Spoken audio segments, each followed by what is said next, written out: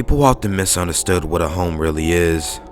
They see it as a static place, usually as a house or an apartment. This is a basic mix-up. Four walls don't afford absolute security against the things that go bump at night. The protection a home gives you isn't based on ownership or physical barriers, but feeling. The gist of it is, if you think you're safe, and if you don't. Think of two different scenarios. In one, you are lying down, cozy in your bed. Your parents are asleep in their beds down the hall. Perhaps you have a sibling near you as well. Your beloved pet is sleeping next to you. If you yell for help, your dad will come running immediately, wielding a baseball bat. In the other, you are alone in your house, lying in bed in the darkness. If you scream, there is no one and nothing that will come help you. Maybe you can get the police on the phone in half a second, but they'll take 15 minutes to get to you, and that will be 15 minutes too late. If you feel that you are safe, it is an insulating feeling. It's like a shield or a bubble around you. I don't know exactly how it works, but perhaps the things that lurk around us dislike positivity. You can feel completely safe in that home with your friends, and you will be safe. You can feel safe alone in your house, and you will be safe. You can even feel safe stumbling home drunk and alone, oblivious to any danger, and you will be. Perhaps you won't be safe from human predators. When dealing with things like people who can hunt even in the light, caution is healthy.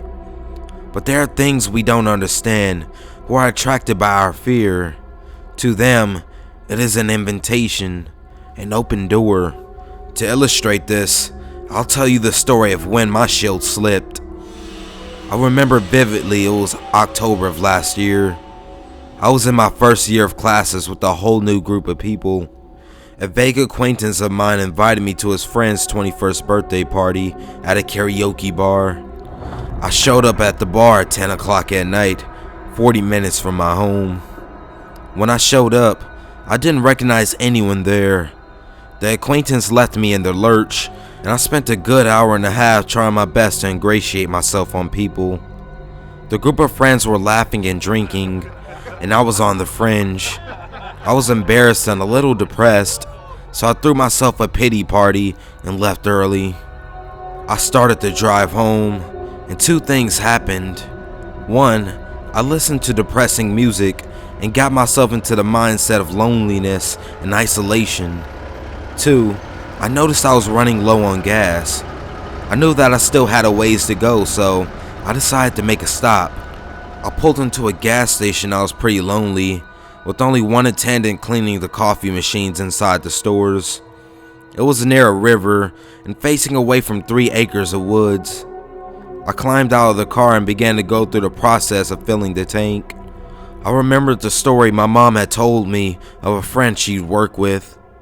The friend's husband had been shot and killed while pumping gas alone at night. I felt alone. I felt isolated, without any friends or family. I felt unsafe. I finished pumping my gas. I was shaky and tired, so I went inside the station to grab a Coke and a candy bar. I don't remember saying a word to the attendant, so lost in my problems.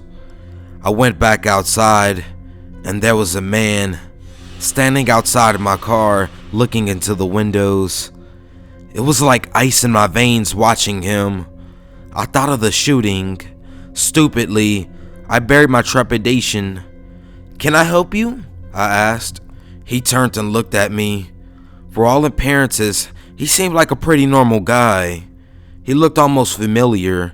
He wore clothes that I might expect from a stereotypical logger.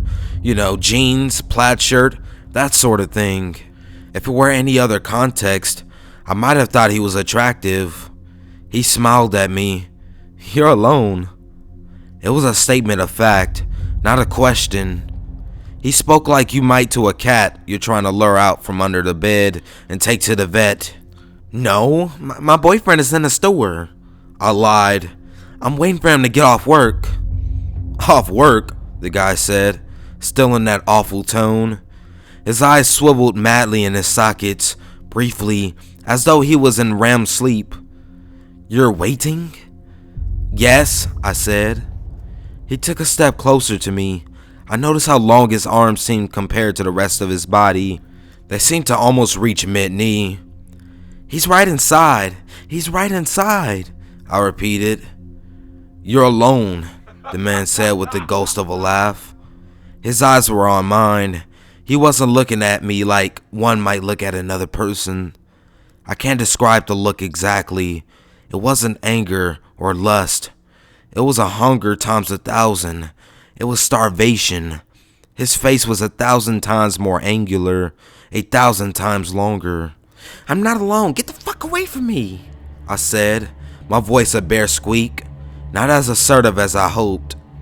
The man's face began to droop in an exaggerated, cartoonish frown. It was almost like his eyes and skin sunk along with it. It was hard to explain. "Away," he said, like a normal voice in slow motion. I heard another voice alongside it, as though there was a second one of him, but that one was speaking right next to my ear. I did what I think anyone else would have done. I dropped everything, turned tail, and ran straight back into the little store. I panted at the attendant. "Call the police now, please. There's a guy out there harassing me." The attendant and I both turned and looked out at the car. The guy was still out there. He waved at me, that frown still on his face. My heart hammered in my chest as he began to move. Still staring straight into my eyes, he reached out his horribly long arm and opened my car door. He closed the door behind him with a slam that shook the whole car. He climbed up into the back seat and pulled up each leg, looking like a little kid waiting for a car ride. "Call the cops," I told the attendant again. "They won't come," the attendant sighed. "They can't help even if they did." "Why not?" "They can't." The attendant walked over to the gas station window, staring at my car. The thing stared back at him. I saw a mixture of anger and resentment on its face. "They won't. They can't." "What do I do then?" He turned to me. "Are you alone?" I hesitated. "Yes." "Don't do that again. Don't ever. They will come. They're sharks who will taste your blood in the water." "What does he want?" The attendant averted his eyes. "Don't go out alone again. If you do, be safe. Know you're safe. That's all you can do." I looked back at my car. The door was open. There was no man in sight. "Are you safe?" the attendant asked me. That time, I didn't shove the fear down. I breathed and released the fear and solitude into the darkness. I knew the right answer then. It was like a light. Yes. Good. I walked to the car that night, certain of my safety. There are a few certainties in life that I could be sure of, but that was one of them. As I drove away, the tall man was illuminated in my headlights, still wearing that cartoonish frown. Every corner I turned on my way home, every light I stopped at, he was there. He was in the driveway when I got home, still following, still waiting. But I'm not afraid. Are you?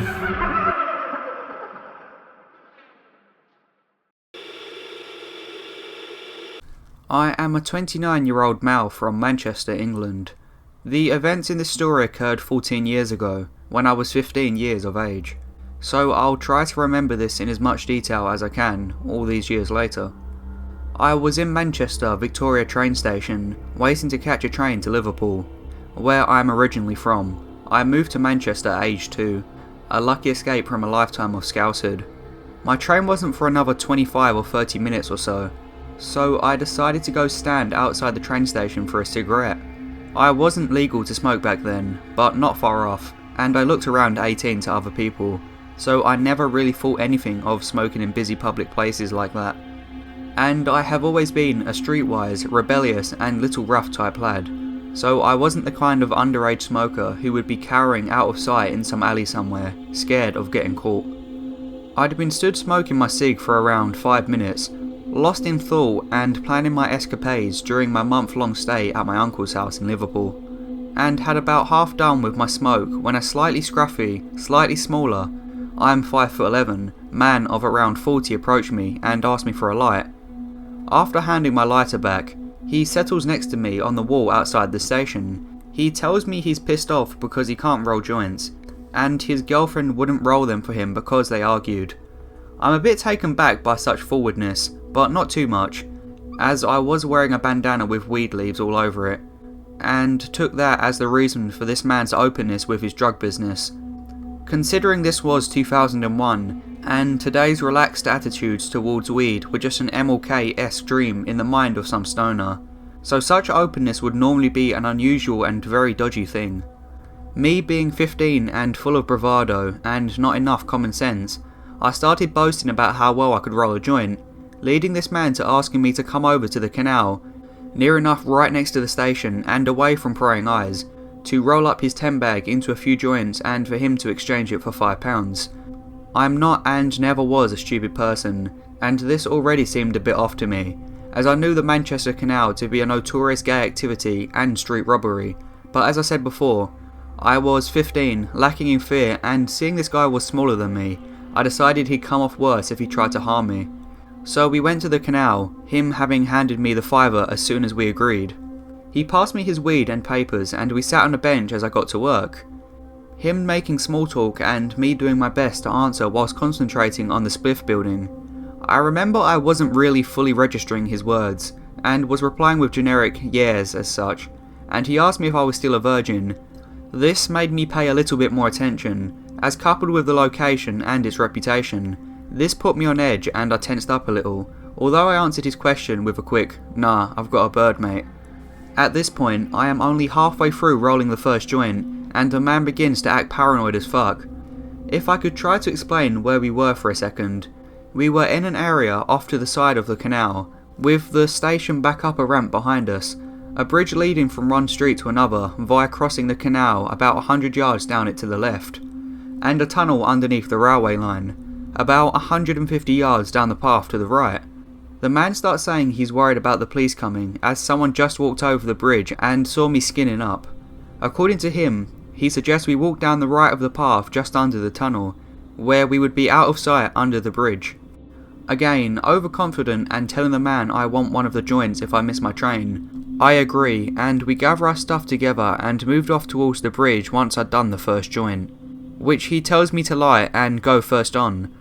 As we walked, he said something else to me, and it brought home the reality of the station, and made me seethe with anger, feeling a mixture of disbelief and insult that he'd even think I'm worth trying it with. He says, "Have you ever sucked cock before?" Me, you fucking what, pal? Him. "Receiving feels even better. Ever had a man suck you off?"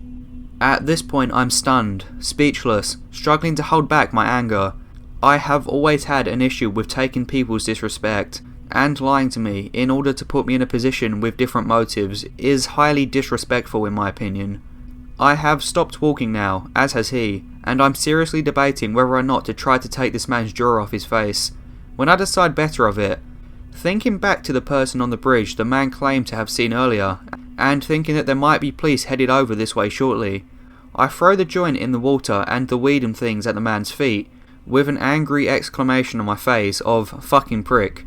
I don't think he expected such a strong, confident reaction from such a young lad, because now he seemed stunned to silence, and didn't react to his weed being thrown about, or me walking off back up the path towards the station, telling him to fuck off and I'd break his neck if he came anywhere near me again. He just stared at me, looking vacantly until I lost sight of him. I felt like I'd won the situation at the time. I got £5, stoned, and backed down a man more than twice my age, so I felt pretty good about how it turned out. Then, about 3 years ago, a man went missing after a Stone Roses concert in Heaton Park, Manchester, a couple of miles from the canal. His body was pulled out the canal a short time after, in the wake of massive national media attention. He had somehow separated from his friends and inexplicably ended up halfway across the city in the canal. His case highlighted many dozens of similar deaths, always of young men, who have been missing in Manchester over the past 20 years or so, only to be pulled out of the canal, dead, and in some cases without signs of foul play present. There is quite a lot of controversy about these deaths, as the people of Manchester feel they must have a serial killer on the loose, putting all these young, fit men in the canal. And until recently, the police refused to look into the deaths properly, assuming all of them, absurdly, to be drunken accidents by young men, attempting to piss in the canal inebriated and falling in and drowning. I don't know what the truth is, but it's a fascinating subject and can be found online with a simple search for canal killer or something similar. One thing I do know though, whether you're just a lonely gay with a taste for young teenage boys, or the reason so many young men have been pulled dead from the Manchester Canal, let's not meet. This story happened literally 6 hours ago. Here's the backstory. My wife and I don't live together. She had become more abusive over the last few months, mostly towards our daughter. Our daughter is almost 18 months old now and is my whole world. I am unemployed at the moment, but my mother has been helping me out a lot. Today at around 4 PM, I took my daughter to the store. I usually do this around the time she wakes up from her nap.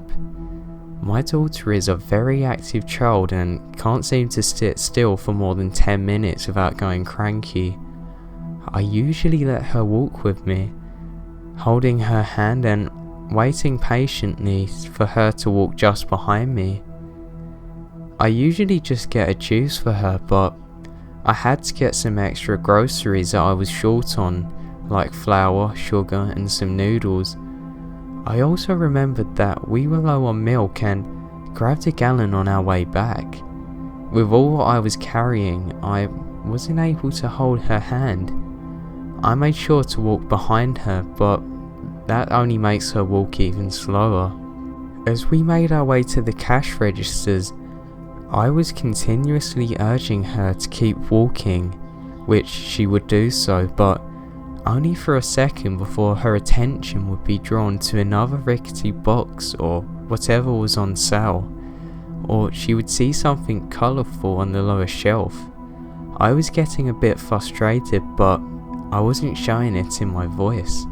I kept urging her to keep walking and she kept getting sidetracked. With everything I was carrying, I started to wish that I just grabbed a basket.